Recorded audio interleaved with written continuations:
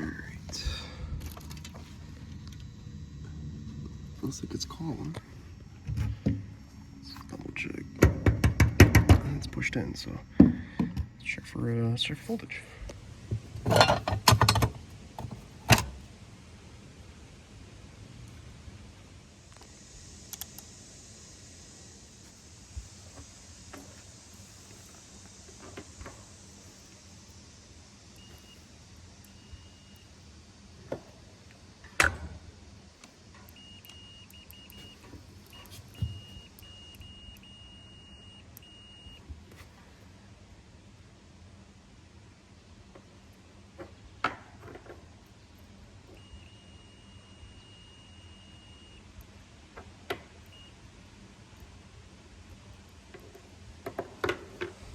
All right, so what I did there initially when I pulled the cover off the AC, I saw that the contactor was pulled in, so we're getting 24 volts outside, but the unit's just not kicking on. So what I did was I stuck my meter to the contactor, the voltage going in.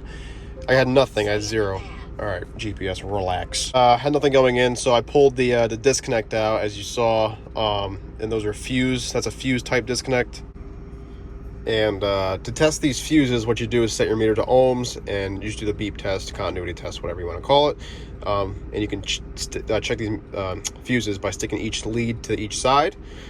Should have continuity there, so it should beep if the fuse is good. But as you saw, one of them was beeping, so one of them was good. The other one was bad, so that's how we're not getting our 240 out to the condenser. So I unfortunately don't have one of these fuses on the truck, so I have to go run out and grab one. But we're gonna pop one of these in there. It should work, but we're gonna try to see if we can find out why this fuse blew. Could be, could be amps, could be something. So I'm gonna dig into it a little deeper once I get this fuse in there. But this is why the AC is not kicking on at all. So I'm gonna go run out and grab a fuse, and we'll pop it in and go from there. So I just want to make it quick. I got the bucket hat on, where it's summertime. Got the big hat to keep the sun off you. But I just want to make a note. That's why it's important, troubleshooting process, to go backwards. Start, with what you know. See whatever information you can gather. So we gathered the fact that, hey, we're getting a thermostat call outside, so it's making its way through the downstairs unit to the outside. So our low voltage side is good. And anytime you're pushing the contactor, the thing should run. If everything's working properly, if you push that contactor in, your compressor and your fan's gonna run. So we weren't, we got the contactor pushed in, but nothing was happening. So that's why you check for 240 volts going to the contactor from the breaker. So that's why, you work your way back. We saw that we didn't have the 240. So the next step in that circuit is the disconnect. So always make sure your disconnect's plugged in. Check that it's, make sure you're getting 240 to the disconnect. But with those fuses, that's always a kind of a giveaway there. So in this case, we're losing our 240 at the fuse. So that's why, I just want to make a note that it's good to work backwards, from what you know. So we eliminated the low voltage right off the bat, and we know that we're dealing with, main line voltage going. So that's just an important note for anyone who's learning to troubleshoot. So it's a good example. So we're gonna see what we can do. Got our fuses. Let's go pop them in.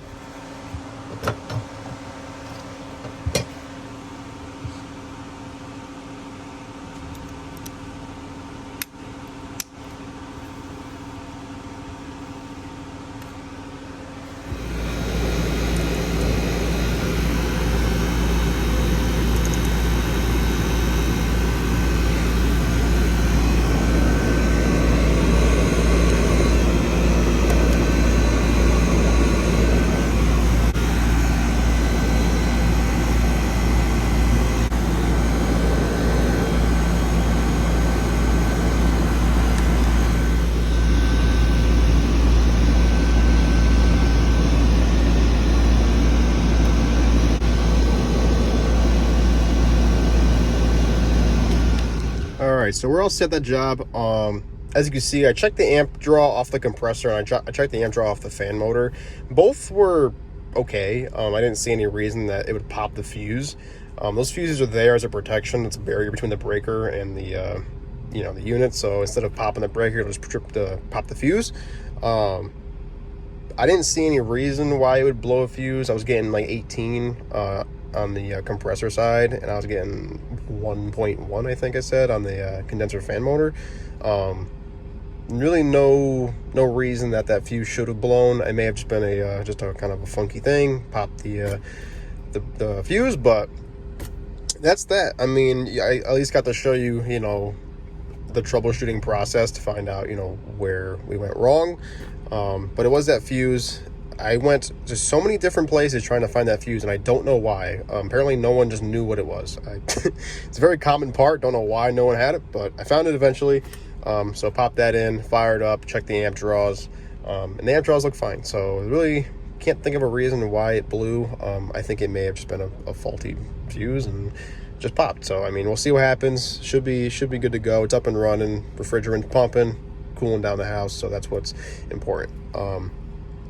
But yeah, so you guys, I tried to show you as much as I could. I may have missed a couple things here and there, but I tried to show you the general process, and I thought it was a pretty interesting one. So I hope you guys enjoyed. I'm going to try to upload a couple more of these, you know, troubleshooting process videos, AC calls, stuff like that before the heating season rolls around. Then we're going to get into that fun, but I want to at least get a couple AC videos on here. So anyway, hope you guys enjoyed. I got the old Vito bag, by the way. I kind of want to do a video on the Vito bag. I'll show you guys my setup for AC, because it's my AC bag. I do want to get a new Vito bag, probably a bigger one, so I can carry more stuff, because I'm very limited with this one. I mean, I only have this front pouch, this pouch, and the big zipper pouch in the side pockets. But I'm gonna probably do a video on my Vito bag loadout. It's the MB2, great bag.